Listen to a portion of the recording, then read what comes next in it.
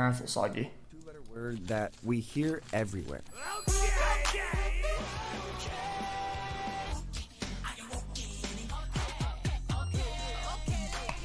Okay might be the most recognizable word on the planet. Okay. It's essential to how we communicate with That's too soggy, I can't do it. And even with our technology. Alexa, turn off the living room light. Okay. You probably use it every day, even if you don't notice it. Chat, look at this.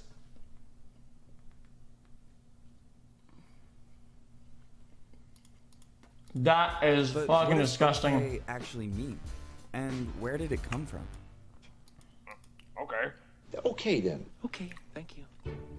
Okay actually traces back to an 1830s fad of intentionally misspelling abbreviations. Young intellectual types in Boston delighted those in the know with butchered coded messages such as KC or Nuff Said, KY, no use, and OW, all right. But thanks to a couple of lucky breaks, one abbreviation rose above the rest. OK, or all correct. In the early 1800s, all correct was a common phrase used to confirm that everything was in order. Its abbreviated cousin started going mainstream on March 23, 1839, when OK was first published in the Boston Morning Post. Soon, other papers picked We've never seen this, I don't think. up on the joke and spread it around the country, until OK was something everyone knew about, not just a few Boston insiders.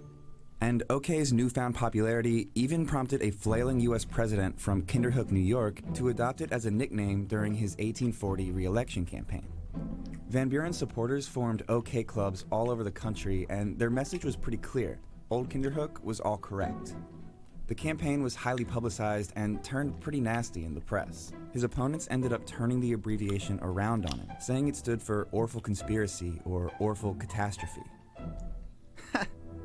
In the end, even a clever What was that nickname drawing? didn't save Van Buren's presidency, but it was a win for OK. That 1840 presidential campaign firmly established OK in the American vernacular, and while similar abbreviations fell out of fashion, OK made the crossover from slang into legitimate functional use, thanks to one invention: the telegraph. If we lower the bridge, the current flows to the sounder. At the other end, the current energizes an electromagnet, and this attracts the armature. The armature clicks down against a screw and taps out a message. The telegraph debuted in 1844, just 5 years Chat, after OK. did that like in Morse go with this? It transmitted short messages in the form of electric pulses, with combinations of dots and dashes, representing letters of the alphabet. This was OK's moment to shine. The two letters were easy to tap out and very unlikely to be confused with anything else. It was quickly adopted as a standard acknowledgement of a transmission received, especially by operators on the expanding US railway. This telegraphic manual from 1865 even goes as far to say that no message is ever regarded as transmitted until the office receiving it gives OK. OK had become serious business. But there's another big reason the two letters stuck around, and it's not just because they're easy to communicate. It has to do with how OK looks, or more specifically, how the letter K looks and sounds. It's really uncommon to start a word with the letter K in English. It's ranked around 22nd in the alphabet. That rarity spurred a craze for K at the turn of the century in advertising and print, where companies replaced hard C's with K's in order to catch your eye. Mortal The idea Kombat. was that modifying a word, like clear flax linen rugs or this Cookright stove, for example, would draw more attention to it.